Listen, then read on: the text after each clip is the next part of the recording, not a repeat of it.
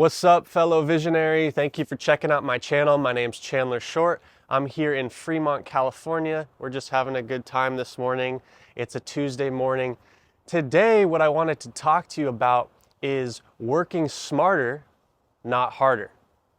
Now, when I think of working smarter and not harder, I don't think of myself. Typically in my past, when I grew up playing soccer, going to school, I was always grinding, head down, focused, always working as hard as I could.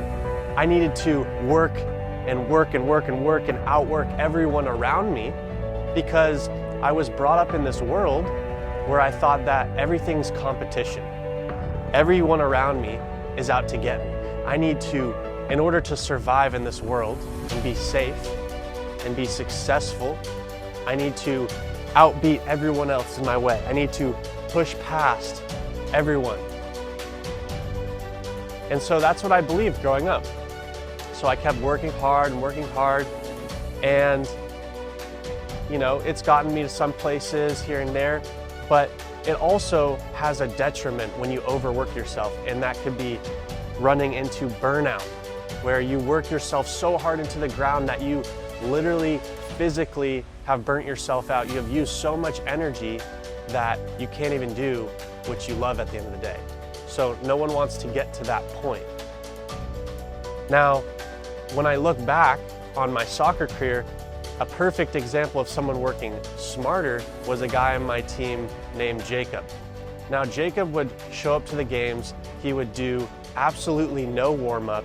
He would literally trot onto the field and be like, all right, let's play. He'd juggle, wouldn't do anything. The guy was so lazy, and Jacob, if you're watching this video, I would always respect and admire how everyone's warming up so hard.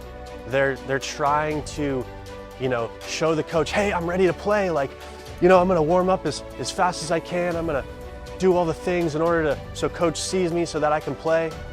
That was a lot of people's mentality. The general team understanding was that, hey, I need to prove myself. I need to work and outwork my teammates in order to play and get a starting position, but not Jacob. What did Jacob do? He literally would show up, would juggle around, would mess around, was just having fun. He just loved to have fun, and sometimes it was, for better or for worse, he liked to joke around a lot, but ultimately, when Jacob got in the game and he was there, he was a striker.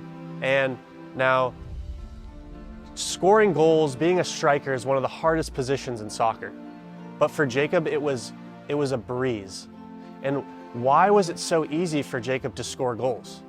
Now, he would literally just be in the right position. He would place himself and be actually so lazy to the point where the defenders would be like, I'm literally bored standing next to this guy because he's not doing anything. And so the center backs who were guarding him were like, you think this guy's gonna score? He's doing nothing. So their guard was down, and now Jacob would, once he got the ball, another thing is because he was so lazy on the field in terms of running around, he ultimately would get the ball, and guess what? He would have so much energy that once he had the ball, he could, boom, lightning dash away, sprint away, a quick little agile move, and boom, he's in and scores the goal. And I kid you not, he would score at least 2 to 3 goals a game. I would be lucky to get 1 goal, and meanwhile, I'm running like a chicken with my head cut off, trying to get everywhere, trying to make the passes, be the conductor, do all the things. And I'm like working 10 times harder than Jacob, feeling gassed at the end of the game, literally throwing up from the amount of energy that I've put into this match. And here is Jacob just hanging out, cool, calm, collected, gets the ball, 1 touch, goal.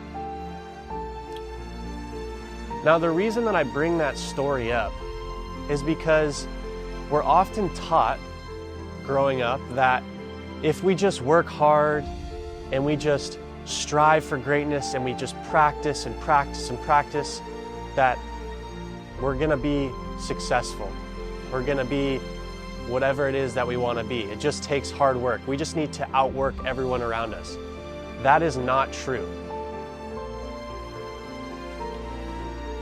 That is a false reality that we have been told. You do not have to work yourself into the ground in order to be successful or to make something of yourself. In fact, it's about working smarter, not harder. And now, of course, there are a bunch of examples where you can work hard and get the results that you want. But ultimately, this is a marathon, guys, not a sprint. And the race is not won by the guy who is always trying to go the fastest. The race is actually won by the guy who slows down the least. So if you're working your day-to-day job, whatever it is that you're doing, you can apply this to your life and think of ways where maybe you're overworking yourself. Ask yourself, am I working too hard? Am I so fixated on this thing? Am I trying and fighting so hard, tooth and nail, to get what I want that maybe it's actually counterintuitive? You're overexerting yourself.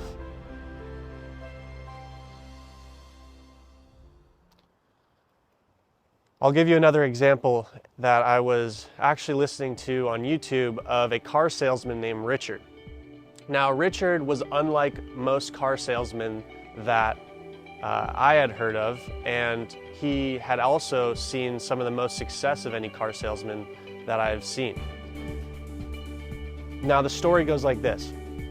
A guy comes into his lot walking, and he's standing there, and he's like, "How can I help you, sir?" And the customer comes in, and he's looking at this beautiful sports car on Richard's lot. And Richard's like, "Is this the car you seriously want? You have a wife and kids, and you want this beautiful sports car? Are you sure your wife's gonna be happy about that? What does she drive?" And the guy's standing there like kind of scratching his head, like caught off guard, like, "Wait, what? Isn't this guy trying to sell me this car?" And Richard's like, "Yeah, why don't you go over to my next door neighbor's lot, who's a car salesman over there. I think he has a better car for you, actually, that has all your needs." And the guy's just completely shocked, completely caught off guard. And he's like, "Okay, I'll go to the other car lot, I guess." So he goes to the other car lot that Richard suggested, who's a competitor, and he goes to the guy, ends up buying a car that's way more suited for his needs. And short story long, the competitor car lot guy ends up calling up Richard and saying, "Hey, I really appreciate you sending me that customer over. Why did you do that?" And Richard's like, he didn't need a car from me. He needed a car from you. You had better car selection for him. And I wasn't gonna just sell him on something he didn't need. And the guy responds and he says, "Wow, I really appreciate that." And he ends up later on in the story referring 10 people to Richard's lot to buy cars. And Richard ends up selling 10 cars from referring one person over to the other guy who's a competitor. Does that not just blow your mind? It did for me. When I first heard that story, I was like, this is insane. Like, is that even true? And it is. The reality is Richard could have looked at that customer and said, I'm gonna try and sell this thing to this guy. I'm gonna try and sell this car. I'm gonna try and manipulate this conversation so that, he buys from me. And we've all been to those manipulative car salesmen, and it sucks, right? Our experience sucks. You feel like they're constantly trying to sell you the next best thing. And what Richard said is, hey, I'm gonna do things different, guys. I'm gonna not try as hard. I'm gonna actually not even try to sell the car. I'm only going to provide a service and be of service to the person in front of me. I'm going to listen and hear what this person has to say. And in that story, he really listened and was able to take that potential customer and actually say, hey, you know, you're not the right fit here. You're actually looking for something over there. And by doing that, being honest and authentic with him, his whole world opened up.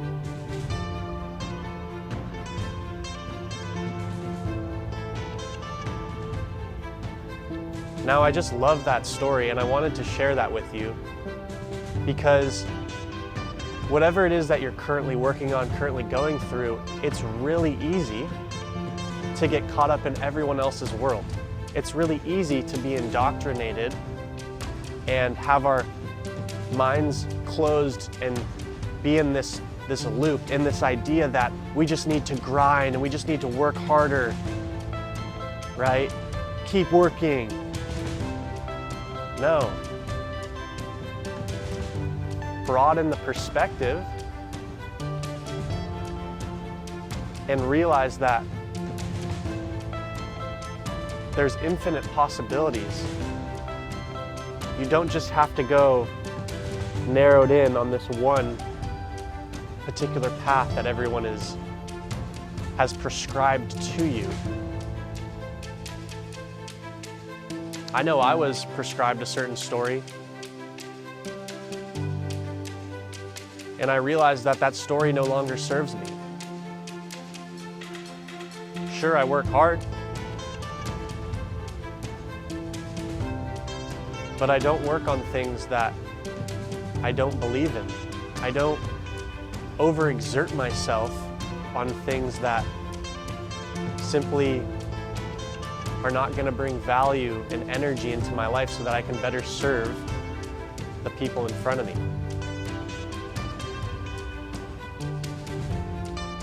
Now, I could give you example after example after example of this, like how I'm currently in school, and you know, there's this idea that you need to study harder and keep studying, keep studying, keep studying more in order to do better in class, in order to get good grades.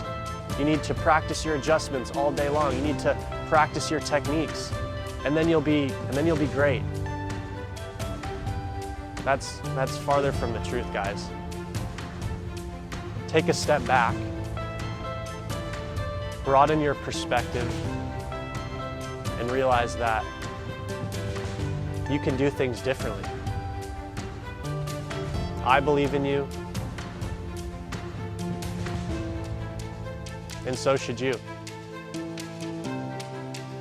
I hope you have a fantastic rest of your day. I love making videos, guys. This is fun for me. I didn't plan any of this. I just like coming up with stuff on the fly. It's a practice. I'm learning, I'm growing. There's times where I suck. There's times where I'm flowing like the wind. But I'm just having a good time. It's Tuesday morning. It's freaking beautiful out. The birds are flying. I got nothing to complain about here. I'm living, breathing. I appreciate you. Thank you for checking out my channel. If you like this video, please share it with a friend or family member and subscribe to my channel. Thank you so much.